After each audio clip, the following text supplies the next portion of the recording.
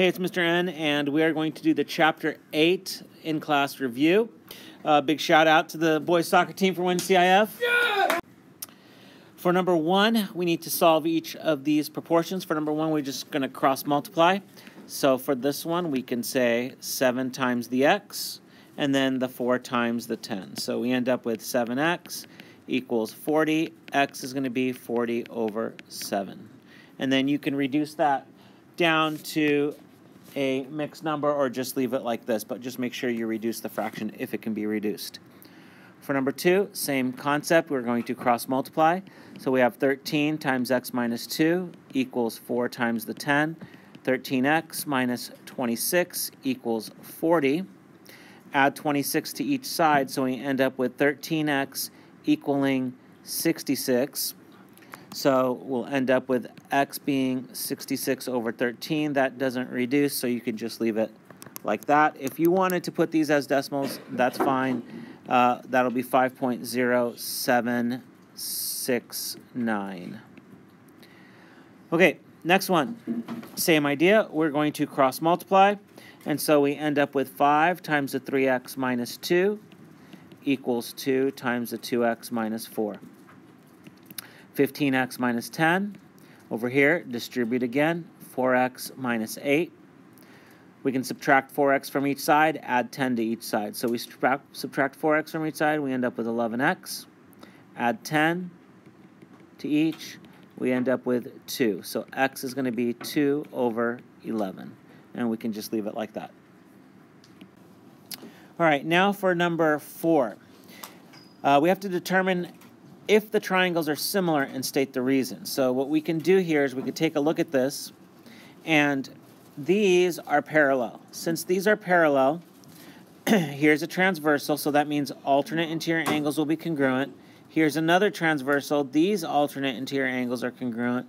So yes, these triangles are similar by angle. As long as I've got 2 angles, then I can conclude that the triangles are similar. Okay, so moving on to part B. Since you're not given any angles here, you have to compare sides. It's difficult to determine which side goes with which triangle because it may not be drawn to scale. So you base it on the largest side of one triangle with the largest side of the other triangle. So the largest side on this triangle is 75.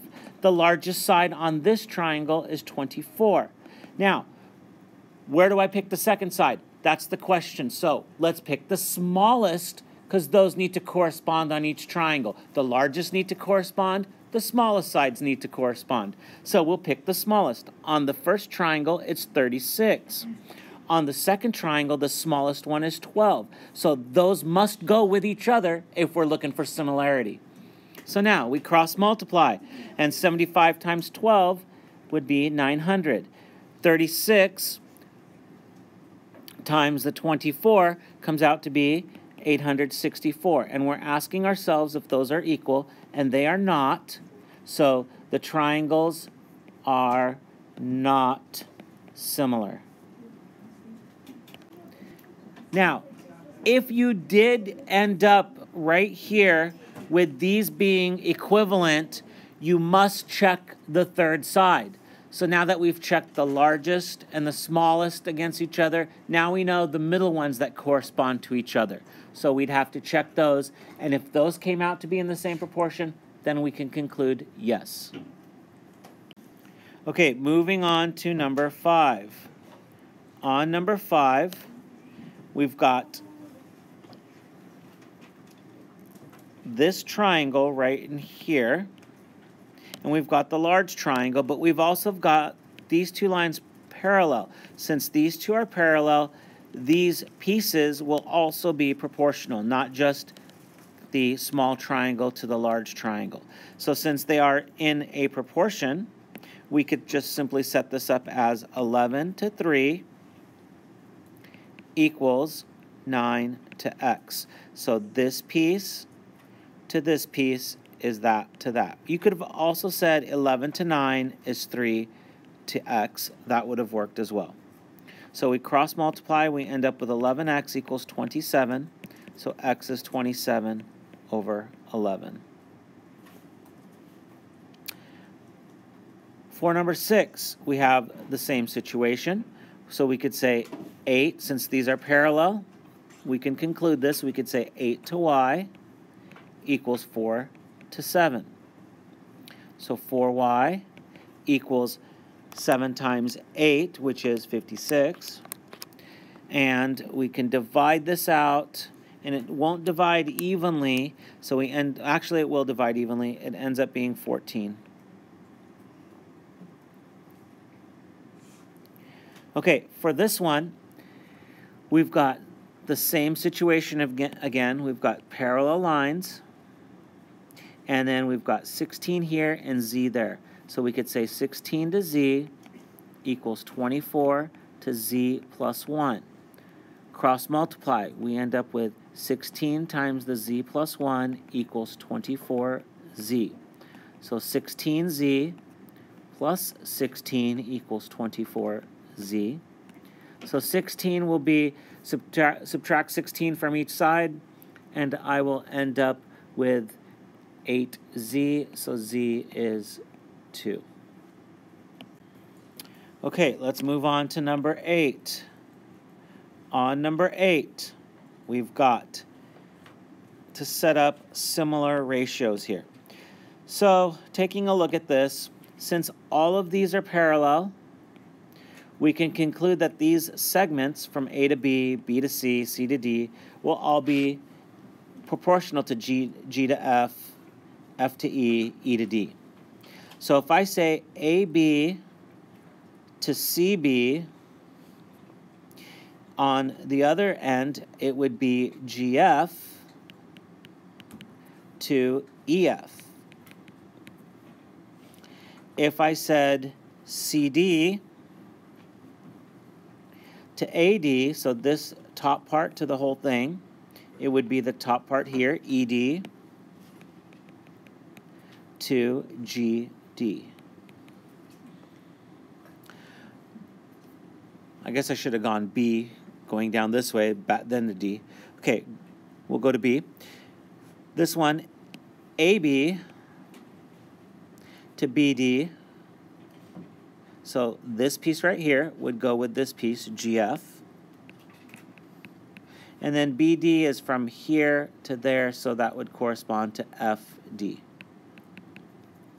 For part C, GF to GE would be AB to AC. And then back to part E over here, if I said GF to ED, so this part right in here, to ED, that would be AB to CD. And finally, DE to GF, so this piece right in here to GF would correspond to DC to AB. DC to AB. Now on the test, you'll have something like this, but you'll also have values in here, so you'll have to set up the ratios with the x to solve for the missing value. All right, let's move on to the next page. Okay, for this, we are solving for x. Since we have this situation here, this is an angle bisector. We know by the congruence there, so I could say this part equals this part. So 8 to 3 is equal to 10 to x. So now I can cross multiply. And when I cross multiply, I end up with 8x equals 30. X is going to be 30 over 8. You can reduce this down or give me a decimal, either way. This is 3.75, or you could say 3 3/4 or 15/4. Okay, for part B, this is similar. Here's an angle bisector for both of these. So that means this part will be equal to that part. So x plus 3 to x will be equal to 12 to 14. Again, we can cross multiply. 14 times x plus 3 equals 12 times x, so 14x plus 42 equals 12x. 2x equals negative 42. Oh, we ended up with a negative here, which is not good. X is going to be negative 21. Now, typically, since this is a negative, we can't have a negative side length, so we'll say no solution.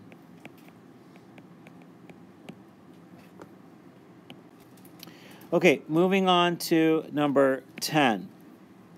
So this is the one we want to pay attention to because it's the one where I get most of your questions from.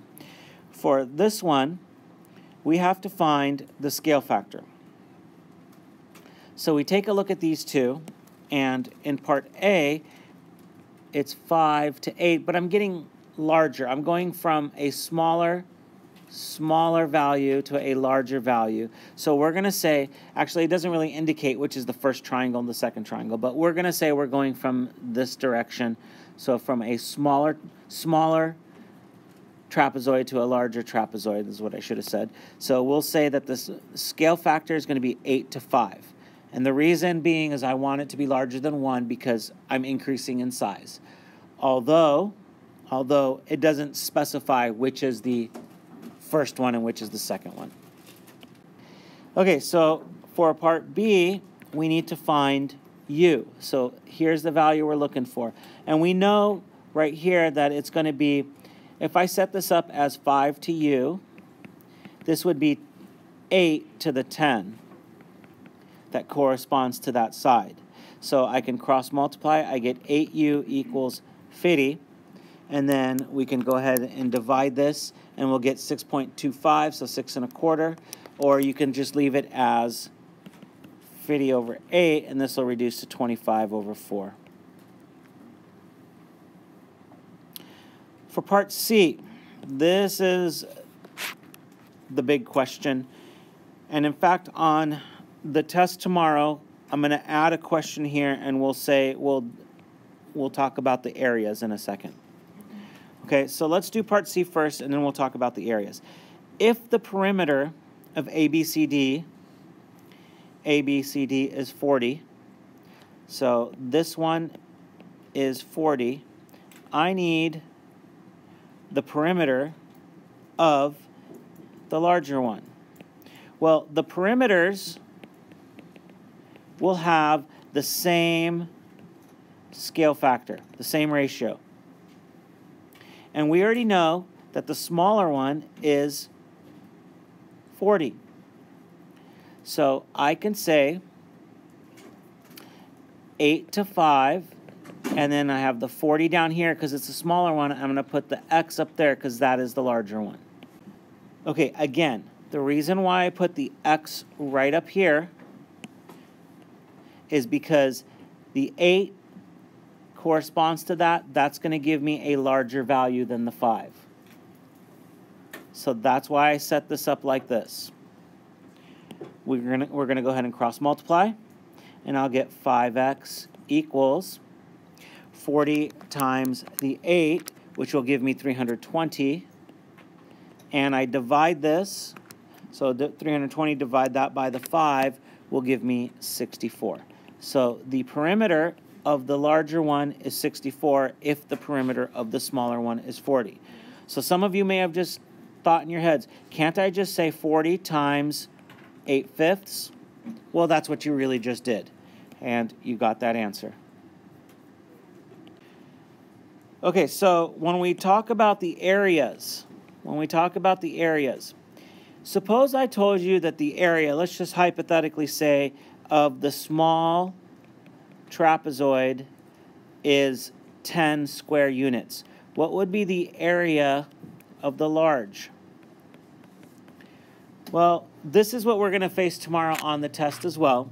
So what we can do here is we can set this up, and we know that the ratio, the scale factor, is 8 to 5. We're going to square this for the area. So the ratio for the area ends up being 64 to 25. So since the smaller one is 10, I need the larger one, so I set this up now using this new proportion, the one that is squared. The smaller one was 10, the larger one is x. So I corresponded the larger to the larger, smaller to the smaller. So now I can cross multiply. So I end up with 25x equals 640. So x would be 640 divided by that 25, which would give you 25.6 square units. So if the smaller had an area of 10 square units, the larger would have an area of 25.6 square units. Okay, so we're going to move on to number 11. And on number 11, it says triangle ABC has vertices at A, 2, 0, B, 5, 0, C, 3, 4, and two vertices of triangle XYZ are at 2, -3, Y being 7, -3. We're going to go ahead and change this right now.